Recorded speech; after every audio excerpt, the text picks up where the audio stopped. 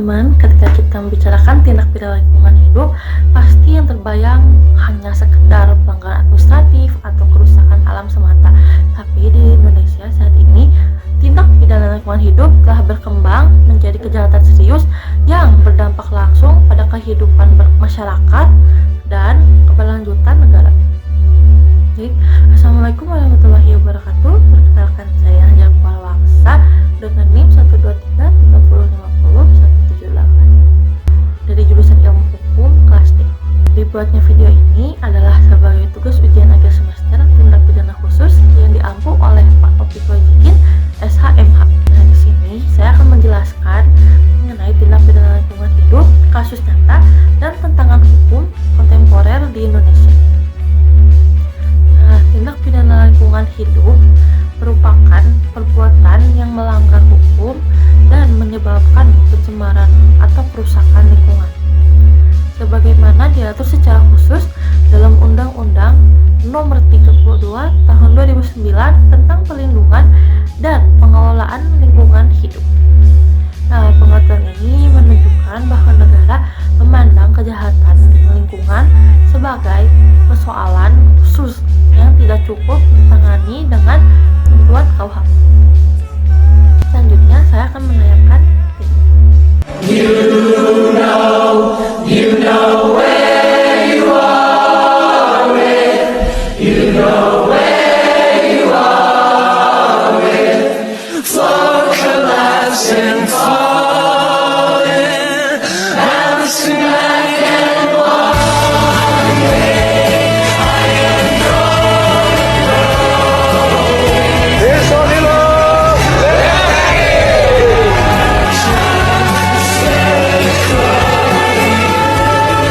dari tayangan video tersebut.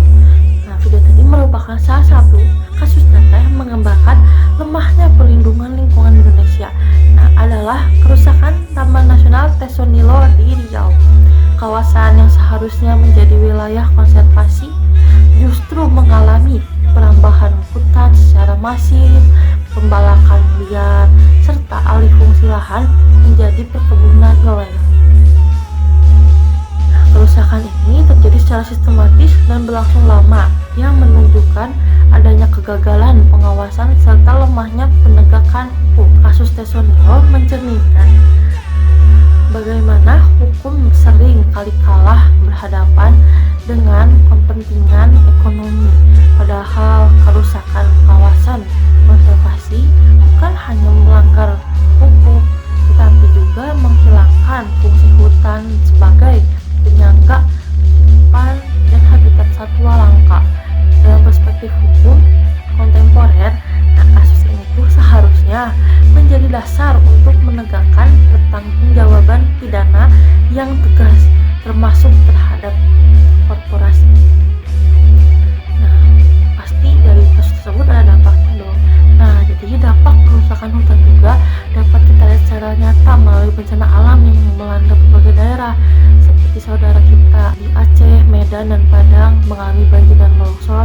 Dan bencana-bencana ini tidak dapat dipahami semata-mata peristiwa alam, tapi juga sebagai konsekuensi dari kerusakan lingkungan akibat aktivitas manusia. Nah, hukum kontemporer Indonesia sebenarnya telah menyediakan instrumen yang cukup kuat untuk menindaklanjuti kejahatan lingkungan, seperti undang-undang tadi yang sudah saya jelaskan, memungkinkan penjatuhan sanksi pidana penjara, denda besar, pidana tambahan, serta penerapan strict liability, di mana pelaku dapat dimintai pertanggungjawaban tanpa harus dibuktikan. Dalam perkembangan hukum kontemporer juga, perlindungan lingkungan bukan lagi pilihan, melainkan keharusan konstitusional dan moral, di mana penegakan hukum lingkungan yang tegas adalah kunci untuk memastikan keadilan bagi masyarakat hari ini dan generasi yang akan datang. Mungkin sekian penjelasan dari saya. Mohon maaf apabila ada kekurangan dalam penyampaian materi. Sekian dari saya. Wassalamualaikum warahmatullahi wabarakatuh.